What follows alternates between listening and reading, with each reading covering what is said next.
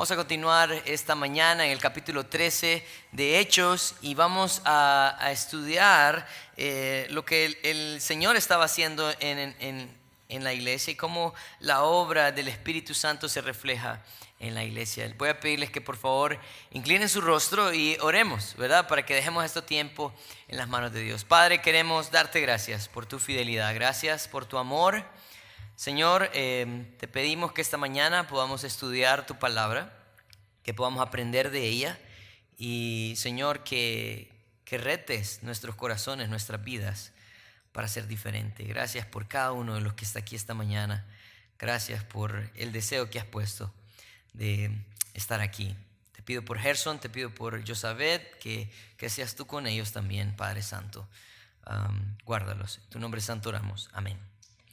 Vamos a ir entonces a Hechos capítulo 13 y miren, hay algo bien importante en Hechos capítulo 13 porque parece que de este punto en adelante Pedro parece que se hace a un lado y ahora Pablo, Bernabé toman el liderazgo de la iglesia y están siendo usados para seguir alcanzando a un pueblo gentil. Por otra parte, quiero decirles que cuando hablamos nosotros de la obra del Espíritu Santo, no estamos hablando de un acto místico o algo, una experiencia, ¿verdad? Un éxtasis. Si estamos hablando de cómo Dios transforma y trastorna el carácter de las personas para ser llevados a ser como Él. Ese sí es un acto y un milagro de Dios. Entonces vamos a ir y vamos a leer el capítulo 13. Solo vamos a estar en los primeros 12 versículos, pero créanme, hay mucho que podemos aprender de estos 12 versículos.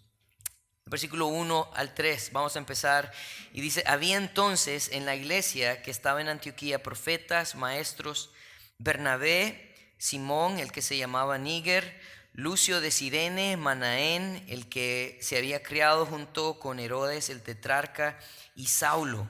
Ministrando estos al Señor y ayunando, dijo el Espíritu Santo: apartadme a Bernabé y Saulo para la obra que os he llamado. Entonces, habiendo ayunado y orado, les impusieron las manos y los despidieron. Quiero empezar en el versículo 1 haciendo mención a algunas cosas importantes. En primer lugar, ¿de qué estaba llena esta iglesia? Dice que había entonces en la iglesia de Antioquía profetas y maestros. Esta iglesia, como estudiamos en el capítulo 11, era una iglesia gentil que había empezado a crecer por el trabajo de Pablo y Bernabé, pero en este momento esta iglesia había crecido al punto donde ellos tenían profetas y maestros. Quiero explicarles un poco de qué consistía la parte de profetas y maestros, porque hoy en día nosotros tenemos una lucha porque tenemos muchas personas que se autoproclaman profetas. Profeta era alguien que proclamaba el mensaje de Dios.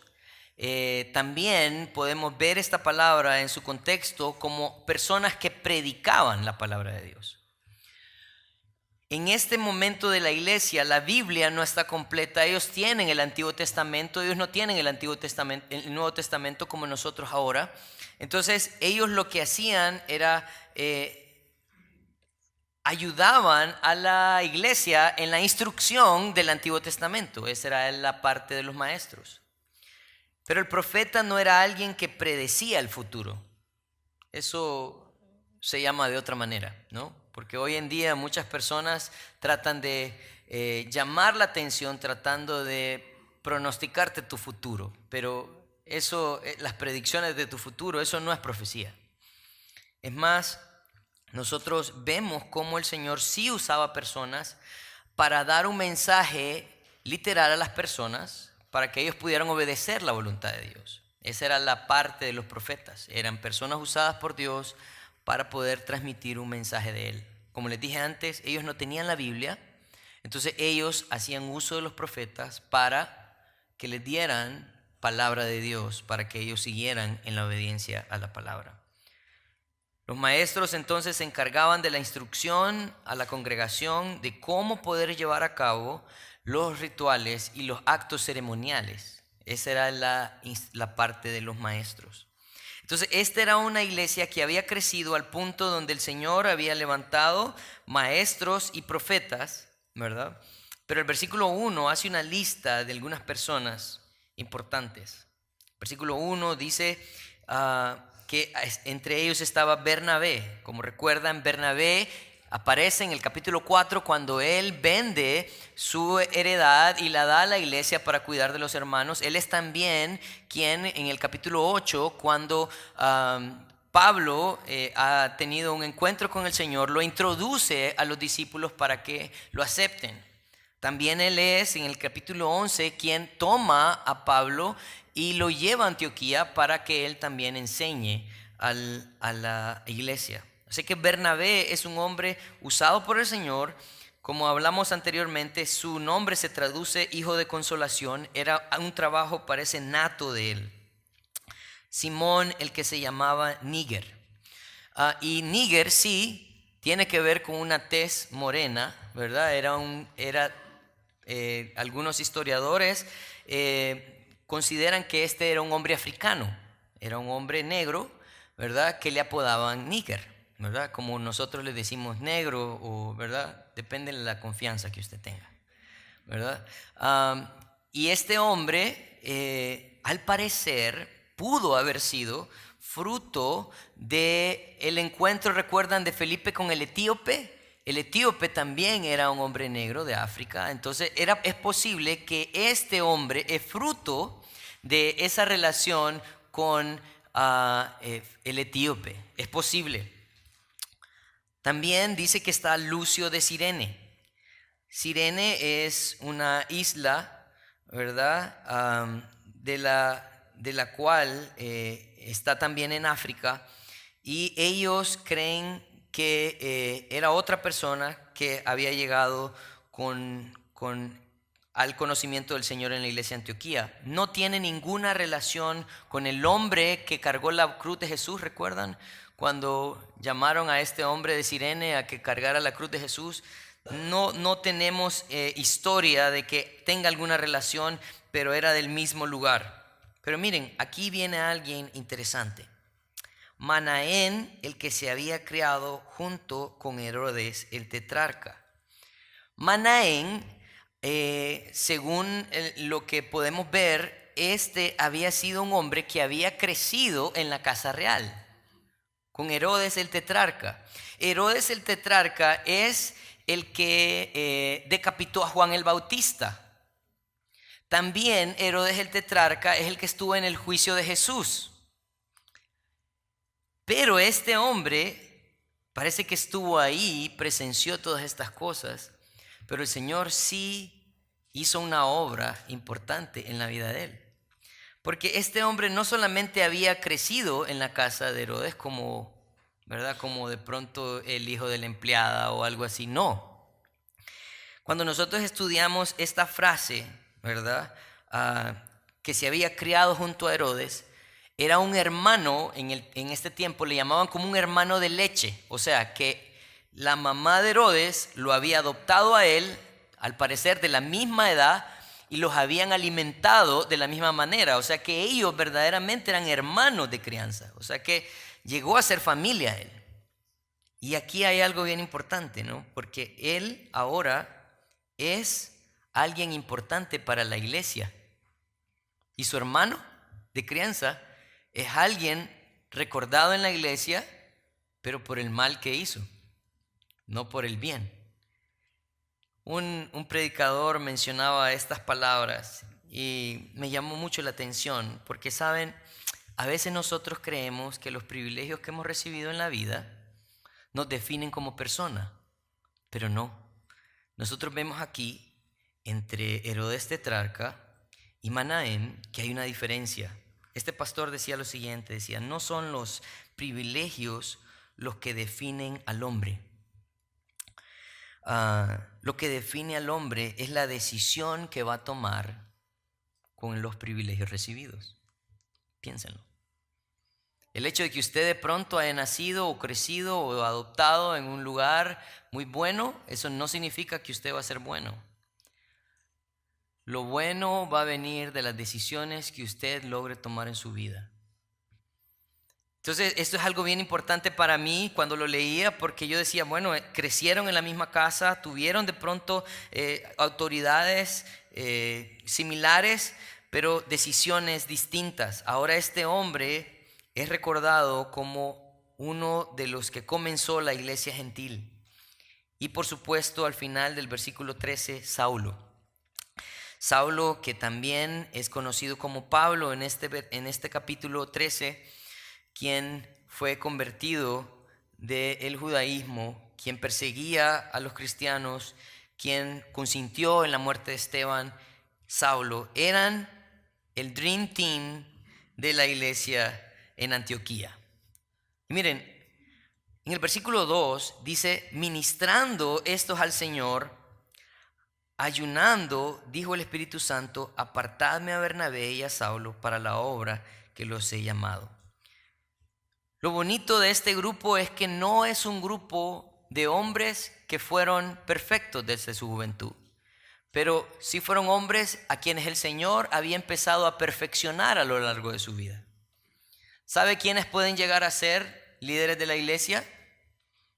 Todos los que quieran ser perfeccionados por el Señor. ¿Saben quiénes pueden ser testimonio al mundo? Todos los que decidan rendir su vida al Señor y obedecer su verdad. Así que si hasta hoy usted no ha hecho eso, ¿verdad? Mi primer ánimo de esta mañana es, usted también puede llegar a ser un líder, así como en la iglesia de Antioquía. El Señor usó a estos hombres que de pronto no eran lo mejor, pero Él los convirtió en las personas que debían de ser. En el versículo 2 dice que ellos ministraban al Señor y ayunando el Espíritu Santo, ¿verdad? Les dijo, apartadme a Bernabé y a Saulo para la obra que los he llamado. Me gusta esta palabra de ministrando al Señor, porque la otra manera en que podemos decir esto es que ellos hacían un servicio sacerdotal. El trabajo de ellos era enseñar la palabra de Dios, predicar la palabra de Dios, animar, ¿verdad? De pronto había también un trabajo de confrontar con el pecado y ayudar a las personas a que se acercaran a Dios. Su trabajo era ministrar, dice, al Señor, no al hermano, no a la iglesia. Y decir, Daniel, pero ¿cómo funciona esto? Quiero decirte que aquí hay un principio importante. Hay un principio importante porque todo lo que nosotros hacemos, si lo hacemos para el Señor, entonces ¿de quién vamos a recibir la recompensa? Del Señor.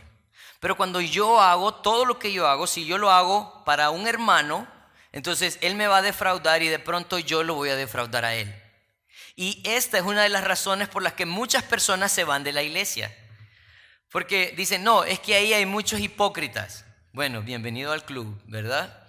Yo creo que dentro de la iglesia vemos muchos que luchamos con la hipocresía. Pero cuando nosotros ponemos nuestra mirada en el Señor, entonces todo lo que hacemos sabemos que lo estamos rindiendo como una ofrenda para Él. Si usted trabaja con un hermano, discipula a un hermano, evangeliza a alguien, el resultado de eso a usted no le interesa, porque usted lo ha hecho para el Señor. Y eso va a traer a usted gozo y paz y satisfacción, porque la obra que usted está haciendo la está haciendo para el Señor. Así que si Daniel les defrauda como pastor, vean al Señor. Espero no hacerlo, oren por mí.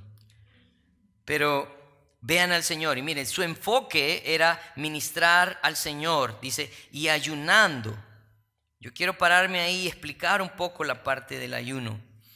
Porque hoy en día muchos de nosotros creemos que el ayuno o el dejar de comer nos hace personas más espirituales. Quiero decirle entonces que de pronto los que practican el ayuno intermitente son más espirituales que otros, ¿verdad? Definitivamente que no. El ayuno en este contexto tiene la idea de que estoy tan interesado de estar orando y meditando en la palabra de Dios que el tiempo se me fue. Y a mí no me interesa que sean las 12. Yo quiero seguir orando, yo quiero seguir buscando del Señor, quiero meditar en su palabra, quiero obedecerla al punto donde la comida no es un problema para mí.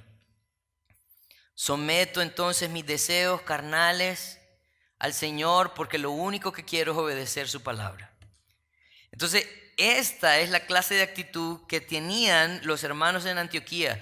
personas que servían al Señor sin interés, personas que servían al Señor por amor a Dios, ¿verdad? Al punto donde se entregaban, no importando qué hora fuera o el día que tenían que hacerlo. Ellos ministraban al Señor y ayunaban, dice el versículo 2, y el Espíritu Santo les dijo: apartadme a Bernabé y a Saulo para la obra que los he llamado. Miren, el Espíritu Santo dice que llama a Bernabé y a Saulo aparte de la iglesia. Pero como estudiábamos en el capítulo 11, Bernabé y Saulo habían sido los fundadores de la iglesia. ¿Cómo se sentiría usted después de unos años que los fundadores de la iglesia tengan que salir? Ya lo hemos experimentado como Iglesia Impacto.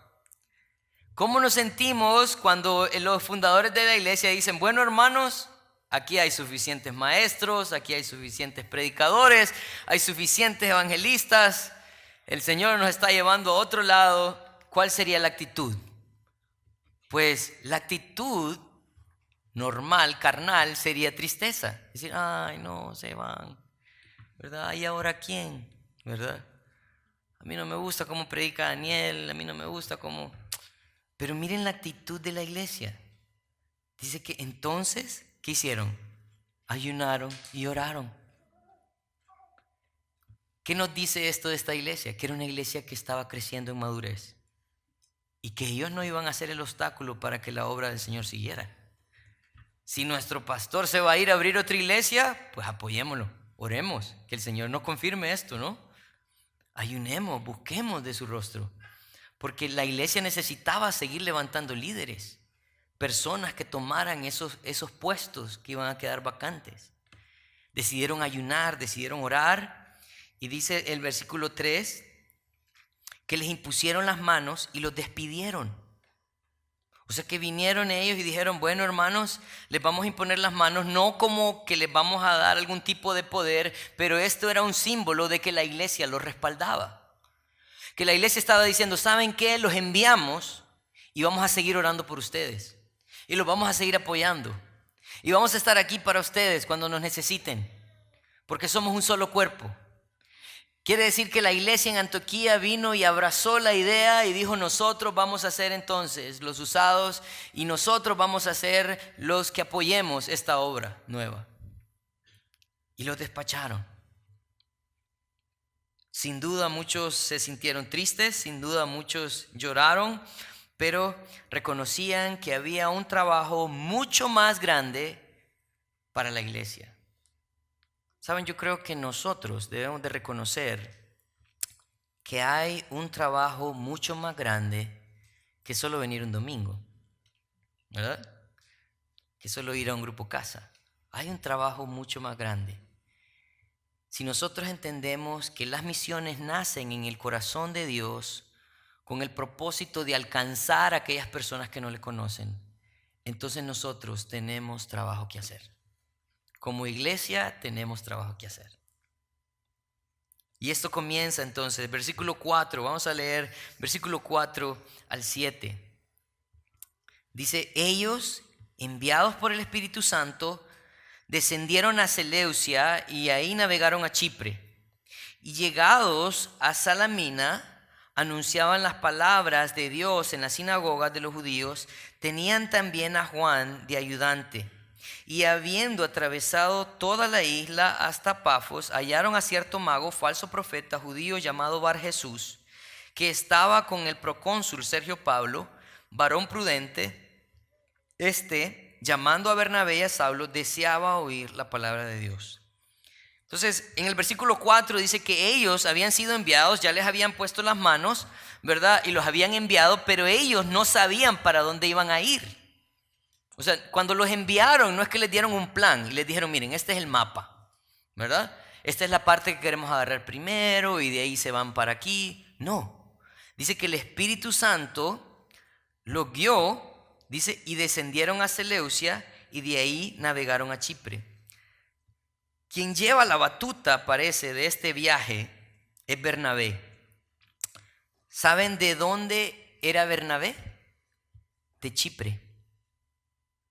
Parece que lo primero que hace Bernabé al saber de que tiene que empezar un viaje misionero no es empezar a ver África, ¿verdad? O Europa. No, lo primero que hace Bernabé es que se regresa a su casa, a su tierra natal. Y miren, yo creo que aquí hay un principio importante también para nosotros. ¿Saben dónde empieza la obra misionera? En tu casa. Ahí empieza. Alguien me mandaba un meme hace una semana y decía, estos que quieren irse de misioneros a África y no quieren saludar a su vecino, decía, ¿verdad? Yo no sé si me lo decía a mí o simplemente creyó que era divertido, pero es cierto, es cierto. Saben que a veces nosotros pues no somos profetas en nuestra tierra, y la razón por la cual no somos profetas en nuestra tierra es por la vida que hemos vivido. Pero él, Bernabé, considera que él necesita regresar a su casa, que él necesita ir a su país, que él necesita de pronto caminar por sus ciudades para empezar a hacer el viaje misionero. Cuando el Señor levanta hombres llenos del Espíritu Santo, esos hombres son testimonio en su casa primeramente. Cuando Pablo habla a Tito y a Timoteo, él había encomendado esta misión a Tito y a Timoteo de levantar hombres en cada ciudad para que ellos pudieran enseñar la palabra de Dios. En uno de sus requisitos dice que sea buen administrador de su casa.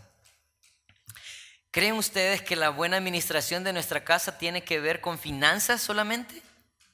No, las finanzas es un reflejo de tu administración. Pero tu administración tiene que ver con tu ejemplo, con tu vida, con el cuidado de tus hijos, con el cuidado de tu esposa. Ahí empieza.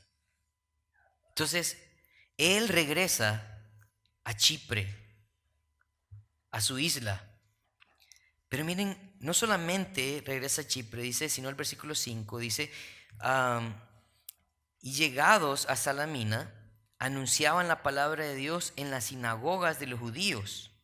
Tenían también a Juan de ayudante. O sea que no solamente llegaron a su ciudad natal, ¿verdad? Sino que también se metieron en las iglesias. De pronto era el primer lugar donde ellos podían llegar y ser recibidos como judíos para empezar a predicar el mensaje de Cristo. Pero yo quiero decirles algo, aquí hay algo bien importante. Quiere decir entonces que si tu prioridad es tu casa, después es tu iglesia.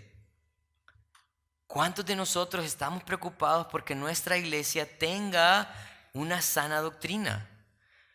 ¿Cuántos de nosotros nos estamos involucrando en el estudio de la palabra? ¿Y cuántos de nosotros también nos estamos involucrando en la enseñanza de la palabra? Yo estoy seguro que en esta mañana podemos contar muchas personas que podrían hacer un trabajo magnífico enseñando a otros, discipulando a otros, evangelizando a otros, empezando en la iglesia. La iglesia es una plataforma donde hay personas que vienen y usted no las tiene que ir a buscar. Hay personas que vienen buscando la palabra de Dios. ¿Y saben qué necesitamos hacer nosotros? Estar listos para poder compartir de su verdad. Ellos regresaron a la iglesia, supieron que la necesidad empezaba ahí también. Tener una iglesia sana era importante para que esa ciudad también pudiera tener un cambio.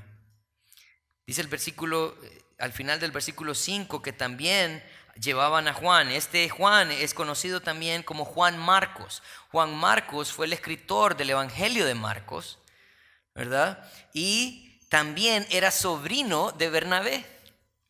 En el versículo 6 dice, habiendo atravesado toda la isla hasta Pafos. No sé si hay una imagen ahí del viaje. Dice, hallaron a cierto mago falso profeta judío llamado Bar-Jesús, que estaba con el procónsul Sergio Pablo, varón prudente. Llamando a Bernabé y a Saulo, deseaba oír la palabra de Dios. Ellos vienen y estaban en Antioquía, llegan al puerto de Seleucia, llegan a Salamina, en Chipre, ¿verdad? Y cruzan la isla hasta llegar a Pafos. Miren, Pafos es una ciudad muy conocida en la mitología griega. Les voy a explicar por qué. Es muy conocido en la mitología griega porque mucha gente cree que en Pafos, o los griegos piensan que en Pafos fue donde los dioses dieron a luz a Venus. ¿Alguna vez has escuchado de Venus? No los confites Venus. Venus, la diosa Venus. ¿Y saben qué simboliza Venus? Es la diosa del amor. En el templo de Venus, en Pafos, dicen que tenían una piedra enorme, negra, que la habían sacado del arrecife y la habían puesto en el templo porque ellos creían que ahí había dado a luz la diosa a Venus. Venus siendo la diosa del amor, entonces ella era la que alentaba a los marinos en sus viajes. Los que adoraban a Venus tenían la obligación, las mujeres tenían la obligación de prostituirse una vez en su vida como parte del servicio militar a Venus. Y la manera de rendir honor a Venus era las orgías.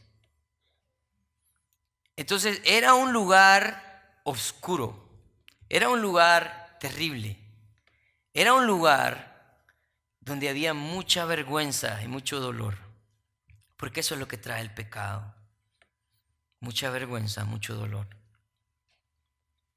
Pero ellos llegan ahí, a Pafos, y miren, aquí se encuentran a un tipo que todo lo de este tipo está mal, todo. Miren, en primer lugar dice que hallaron a cierto mago. La palabra mago aparece en la Biblia, ¿verdad? Y en su original se pronuncia magos, y ahí es donde aparece la palabra sabiduría, pero también magia. La parte buena es sabiduría. Cuando nosotros vemos en los evangelios que los magos del oriente llegaron, no estaba hablando de brujos, estaba hablando de hombres sabios que estudiaban los astros y el movimiento de la tierra. Así ellos sabían y determinaban el tiempo, el año, ¿verdad? Y de pronto también la evolución de las profecías. Así fue como estos hombres del oriente llegaron a Jesús, porque ellos tenían una profecía de Daniel que hablaba de un astro y ellos lo encontraron y siguieron a buscar a Jesús. Pero este hombre era un brujo. Él hacía uso de frases y rituales como para hacer creer que él tenía un poder especial. No solamente eso era lo malo en él, sino que también era un falso profeta. O sea, ¿qué quiere decir esto? Que él se hacía pasar por alguien que adoraba a Dios, ¿verdad? Pero era una mentira. Él usaba sus trucos de magia para hacer creer a las personas que Dios estaba con él. ¿Recuerdan que estudiamos a alguien así unos capítulos atrás? Pues aquí hay otro. No solamente eso era lo malo, sino que también era judío, de quien nosotros hubiéramos esperado otro tipo de actitud, pero un judío, falso profeta, brujo. Y no solamente eso, sino que se llama Bar Jesús. Su nombre era un nombre arameo que significaba hijo de salvación. ¿Se imaginan? Este tipo tenía todo torcido. Desde el nombre para allá. Bar Jesús. Un hombre malo, perverso, que estaba en contra de la verdad. Dice que este estaba con el procónsul Sergio Pablo. El procónsul Sergio Pablo era considerado el gobernador de este lugar. O sea que él tenía influencia muy poderosa con las autoridades de este lugar. Pero Sergio Pablo lo describe, este versículo 7, como un varón prudente. La idea de un varón prudente es que era alguien inteligente. O sea que él tenía conocimiento, era letrado. Pero al parecer este hombre en toda su sabiduría andaba buscando algo. Andaba buscando algo y tenía a Bar Jesús a su lado. Dice, llamando a Bernabé y a Pablo, deseaba oír la palabra de Dios. O sea que este hombre, Sergio Pablo, tenía Bar Jesús, que hacía sus trucos de magia, hacía sus cosas, ¿verdad? Con la brujería, trataba de darle una enseñanza equivocada de lo que era Dios y lo que esperaba de él. Sin duda, él se aprovechaba de este gobernador y no importaba qué hiciera, el gobernador dice que manda a llamar a Bernabé y a Saulo porque deseaba oír la palabra de Dios. Deseaba oír la palabra de Dios. Así que nosotros tenemos que tener algo bien claro. Miren, siempre que nosotros tratemos de hacer la voluntad de Dios, siempre va a haber oposición. Siempre. Y es que lo que sucede en nuestra sociedad es que la verdad se ha convertido en nuestro peor enemigo. La verdad ahora es subjetiva. Ya no hay una verdad absoluta. Piénsenlo. ¿Qué pensaba la sociedad antes del aborto, por ejemplo? Lo mirábamos como un acto atroz, ¿verdad? Pero ahora hemos ido cambiando nuestra manera de ver la verdad y lo vemos como una opción para aquellas personas que lo quieran hacer. O sea que ahora avalamos el asesinato de los bebés. Antes no. Y así muchas áreas que antes nosotros teníamos claridad de la verdad. Ahora hemos empezado a cambiar la verdad para acomodarnos al pecado. Para no sentirnos culpables, para que nosotros no sintamos que vamos en contra de Dios. Hemos hecho a un lado a Dios, hemos hecho a un lado a la verdad. Así que cada vez que usted trate de vivir conforme a la verdad, usted va a tener oposición. Ellos empezaron a tener oposición y eso es lo esperado. Si usted no tiene oposición, revise. ¿En qué parte usted se acomodó al mundo? Revise. Miren lo que pasa, versículo 8 al 12. Dice, pero le resistía a Elimás, el mago, pues así se traduce su nombre, procurando apartar de la fe al procónsul. Entonces Saulo, que también es Pablo, lleno del Espíritu Santo, fijando en él los ojos, dijo: oh, lleno de todo engaño y de toda maldad, hijo del diablo, enemigo de toda justicia, ¿no cesarás de trastornar los caminos rectos del Señor? Ahora pues, he aquí, la mano del Señor está contra ti. Recuerdan que usábamos la mano del Señor cuando hablábamos de bendición, pero aquí está hablando de juicio. Dice, y serás ciego y no verás el sol por un tiempo. E inmediatamente cayeron sobre él oscuridad y tinieblas, y aún andando alrededor, buscaba a quien le condujese de la mano. Entonces el procónsul, viendo lo que había sucedido, creyó, maravillado de la doctrina del Señor. Entonces Elimás, Bar Jesús, el mago, él estaba resistiendo a Bernabé y a Saulo. O sea, él lo había tomado como algo personal. La razón por la cual él estaba en contra de ellos es porque si él se convertía, si él reconocía que Bar Jesús estaba equivocado, se le acaba el negocio. Y yo quiero decirte algo, mira, hoy en día hay mucha gente que está usando el nombre de Jesús para ganancias deshonestas. Entonces, hay algo bien importante en esto. ¿Por qué? Porque aquellas personas que de pronto se enojan porque estás predicando la palabra, se enojan porque estás viviendo de una manera diferente, de pronto este grupo es como Bar Jesús. Como dijo Pablo, solo hay dos grupos de hijos: los hijos de Dios y los hijos del diablo. Si la predicación de la palabra tiene como resultado una ganancia para un individuo o un grupo, entonces aquí hay un problema. Bar Jesús estaba en contra de Bernabé y Saulo porque él, dice el versículo 8, quería apartar de la fe al procónsul.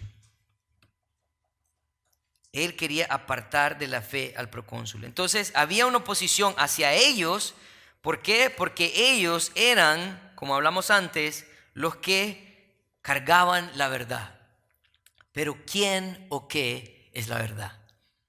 Jesús dijo en Juan 14:6, yo soy el camino, yo soy la verdad, yo soy la vida. Nadie viene al Padre si no es por mí. Entonces el conocer de Jesús iba a abrir los ojos del procónsul para que él pudiera ver el camino al Padre, que solo es uno, a través de Jesucristo, ¿verdad? Que Él es la verdad y que en Él iba a encontrar una vida diferente. Entonces la lucha va a ser contra nosotros, pero la lucha va a ser contra nosotros si llevamos la verdad, porque la verdad ha sido la oposición más grande que Satanás ha tenido. Si recuerdan Génesis capítulo 3, cuando Adán y Eva pecaron, en Génesis capítulo 3, lo que hizo Satanás es que tomó un poco de verdad y lo llenó de mentira, ¿verdad? Y le dijo, no, no morirás. Bueno, no morirás al instante, pero vas a morir, ¿verdad? Serás como Dios, sabiendo el bien y el mal. Bueno, ibas a saber el bien y el mal, pero no ibas a llegar a ser como Dios.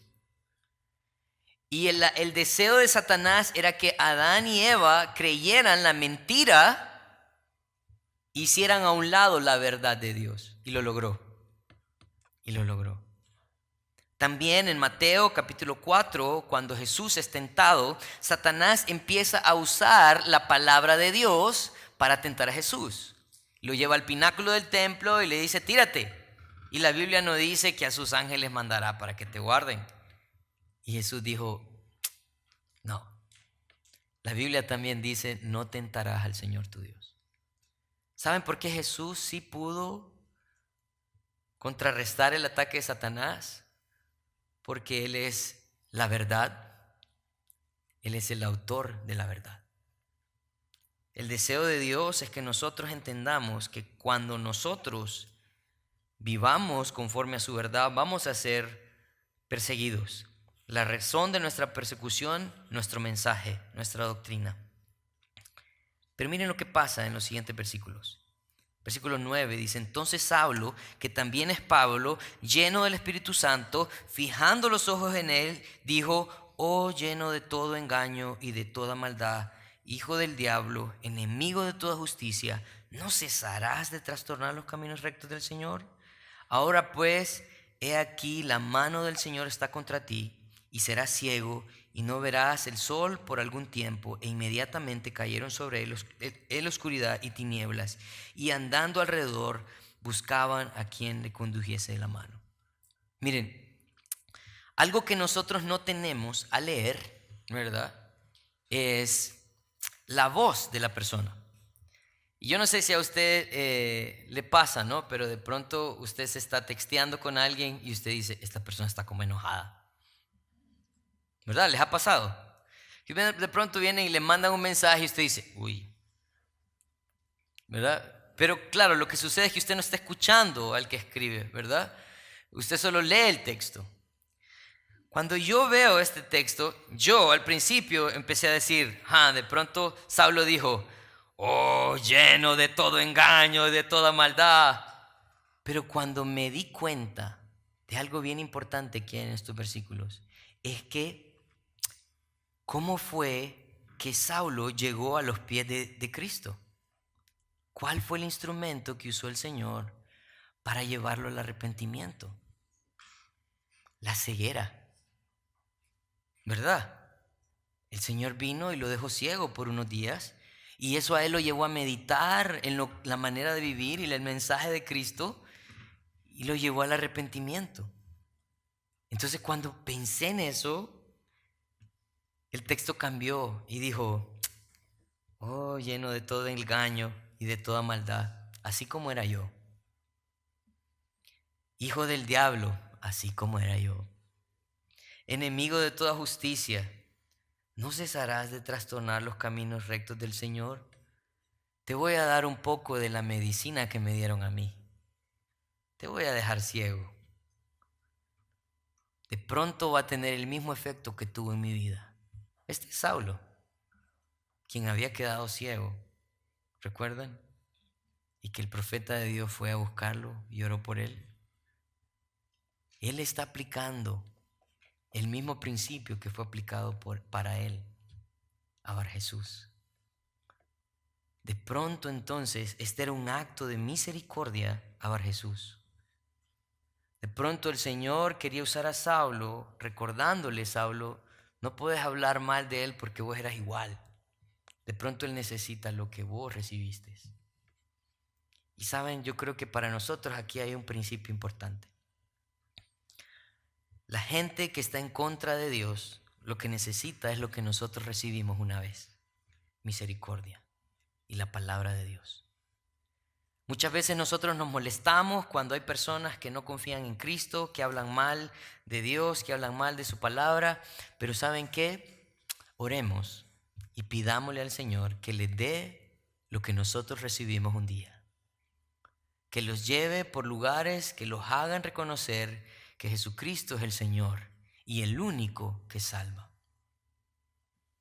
Así que parece que este era un acto de misericordia. No sé, ¿verdad? Juzguen ustedes, léanlo, vean la historia. Pero miren lo que sucede en el versículo 12. Entonces el procónsul, viendo lo que había sucedido, creyó. Y si nos quedásemos hasta aquí, entonces la Biblia nos estaría diciendo: bueno, los milagros son el instrumento que usa Dios para afirmar tu fe o para que creas. Pero no, el texto no termina ahí. Miren lo que dice la última parte: maravillado de la doctrina del Señor. Entonces esto me da un principio importante a mí. Los milagros no son los instrumentos de Dios para que nosotros creamos. Sí respaldaban al mensajero en este momento, pero nunca han sido el instrumento de Dios para que nosotros podamos creer. Romanos 10:17 dice que la fe viene como resultado del oír y oír la palabra de Dios. Así que si nosotros estudiamos la palabra de Dios, nosotros obtenemos fe. Si nosotros vemos Hebreos 11:1, dice que la fe es pues la certeza de lo que se espera, la convicción de lo que no se ve. Y si nosotros seguimos leyendo el texto empieza a decir: por la fe Noé construyó el arca, por la fe Abraham salió de Ur de los Caldeos, porque creyó en la palabra de Dios y actuó. Por eso logró creer. Así que, ¿qué necesita usted? Necesita vivir conforme a la palabra de Dios, comprobar la palabra de Dios, vivir conforme a la palabra de Dios. Eso le va a ayudar a crecer en su fe. Si usted no me cree, bueno, piense: ¿cuántos milagros hizo Jesús? Alimentó a miles de personas, curó a miles de enfermos, anduvo sobre el agua, hizo cosas que nadie antes había visto. Yo quiero preguntarle: ¿cómo terminó Jesús? Muerto en una cruz. Amén, resucitó. Pero ¿cuál es el punto que quiero llegar? El milagro nunca fue una evidencia de que la gente iba a creer. Su mensaje fue la evidencia importante de que Él era Dios. Era su palabra. Dice que Él enseñaba como uno que tenía autoridad. Y ese era el temor de los judíos. Porque era un mensaje contrario al que ellos esperaban. Yo quiero decirte entonces, lo que va a cambiar la vida de las personas va a ser tu doctrina. Miren, y lo he dicho antes, lo vuelvo a decir: una sana doctrina me lleva a una buena conducta. Si no te sabes dirigir en tu día a día, quiero decirte, no tienes una sana doctrina. Porque la doctrina está fundamentada en la palabra de Dios, en el actuar, en la obediencia. Una sana doctrina te lleva a una buena conducta. Quiero terminar con algunas conclusiones. Dice: Dios siempre usará a los que estén comprometidos con Él. Todos podemos ser usados. Si nosotros vemos entonces en el libro de Hechos, en estos versículos, eran personas que estaban comprometidas, las que Dios apartó para su ministerio. Yo quiero decirte, todos podemos llegar a ser esas personas usadas por Dios. Todos, cada uno de nosotros.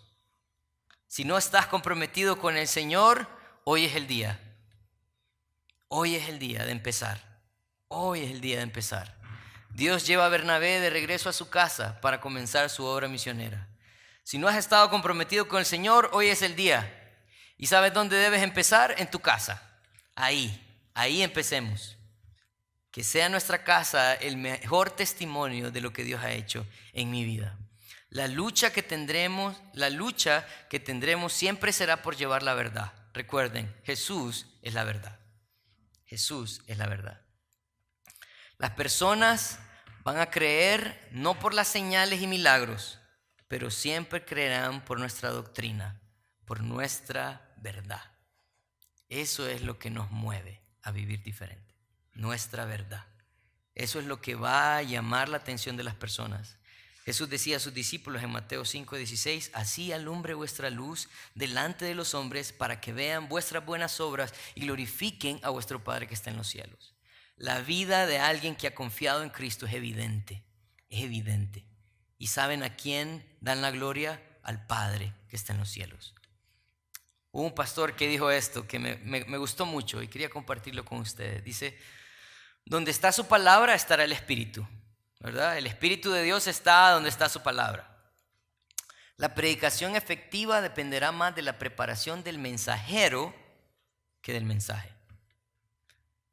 La gente puede hablar bonito, pero su vida puede destruir todo lo que dijeron. Dios quiere trabajar en el mensajero para que este mensaje sea un acto natural. Dios quiere trabajar en el mensajero, cambiar la vida de las personas para que nuestro mensaje tenga un respaldo en nuestra vida.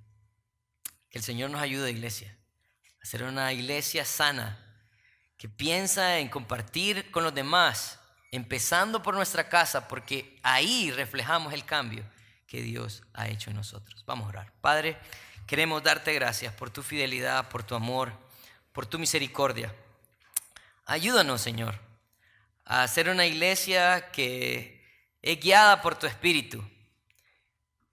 Quiere decir que tiene un carácter moldeado, un carácter sometido a tu verdad, a tu palabra, a la obediencia.